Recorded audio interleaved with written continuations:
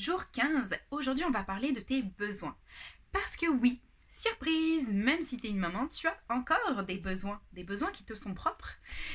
Puis en fait, c'est quelque chose qu'on nous apprend pas à faire, à prendre compte de nos besoins en tant que femme, en tant que mère, principalement. On va surtout prendre en compte les besoins des enfants et y répondre. On est tout le temps là pour les enfants. On peut être un petit peu là pour le conjoint aussi. C'est peut-être pour ça que certaines d'entre vous sont rentrées dans le groupe, avec l'idée de retrouver une libido pour leur conjoint. Et en dernier, si on a le temps, on va éventuellement prendre soin de nous. Mais dans le quotidien, avec la vie effrénée qu'on mène, est-ce qu'on se rend à nous? Non. La plupart du temps, on reste au premier ou deuxième niveau. On ne se rend même pas à nos besoins en tant que femme. Puis, comment je m'en rends compte, en fait c'est que on va faire un petit diagnostic ensemble. On va se demander. Je vais vous poser une question, puis vous allez être capable d'y répondre dans votre tête. Là, je vais vous laisser un petit 3 secondes. Puis on va voir si vous êtes tombé dans le piège, vous aussi. Donc, souvent, je demande aux femmes, si vous avez 48 heures de libre, toute seule, qu'est-ce que vous feriez de ce temps-là? Qu'est-ce que vous feriez de ce temps-là? Et là, en fait, je vais vous laisser répondre. Je pense que vous avez répondu.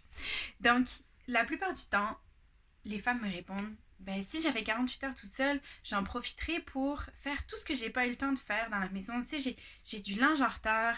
Peut-être que je ferais de la préparation de lunch ou quelque chose que je congèlerais pour quand j'ai pas le temps de faire à manger. Puis là, ben, il fallait que j'aille acheter ça pour le petit. Peut-être que je ferais une épicerie. Tu sais, genre, non, non, ce n'est pas du temps pour toi. Tu te mens. Ce n'est pas du temps pour toi. C'est du temps pour la famille. Oui, peut-être que ça va te faciliter la tâche plus tard. Mais ma question, c'était, qu'est-ce que tu ferais pour prendre du temps pour toi? Alors, là, les femmes me disent, ben, honnêtement, je sais pas. Je sais même plus qu'est-ce que je ferais pour prendre du temps pour moi. Et c'est là que je veux vous amener.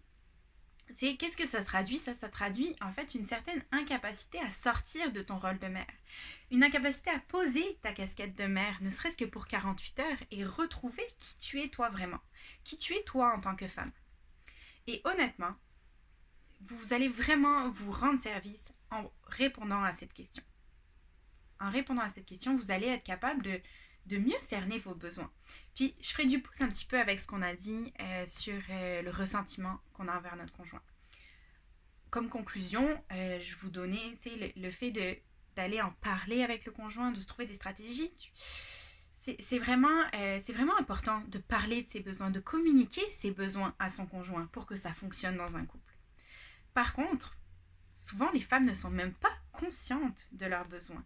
Donc on est tellement au jour le jour, tellement dans l'urgence à régler tel besoin d'un enfant, tel besoin de l'autre enfant, tel besoin du conjoint que nous on sait plus ce qu'on veut. On est juste dans le flot de tout ce qui se passe et on n'est pas capable de prendre du recul pour voir la situation d'un peu plus loin puis se dire ok, ben, je pense que là j'aurais besoin de temps pour moi pour faire telle affaire. Donc on est tellement en train d'éteindre des feux, tellement dans l'urgence qu'on n'a pas la capacité de prendre ce recul. Et au moment où on nous demande, on ne sait juste pas. Donc des fois, même ce ressentiment peut venir de là aussi. On sait qu'il y a quelque chose qui ne va pas, on sait qu'on aurait besoin de quelque chose. Mais comme on n'est pas capable de le pointer, ni de le communiquer avec notre conjoint, ben rien ne va plus. T'sais. Donc, tout ça pour finir sur ma recommandation. Si vous n'êtes pas capable de répondre à cette question, qu'est-ce que tu ferais juste pour toi? Je vous invite vraiment à prendre du temps, à prendre du recul sur votre situation. Puis, vous laissez de la place à vous en tant que femme. C'est vraiment très important. Dans le programme, on a un gros module là-dessus. C'est hyper important de te retrouver, toi. Tu sais, c'est quoi ton essence? Oui, tu es une mère, mais tu es quoi d'autre? Qu'est-ce qui te plaît dans la vie? Qu'est-ce qui te fait du bien? Donc, je vous laisse réfléchir là-dessus, puis partagez-nous en commentaire, vous, dans votre quotidien, qu'est-ce qui vous fait du bien?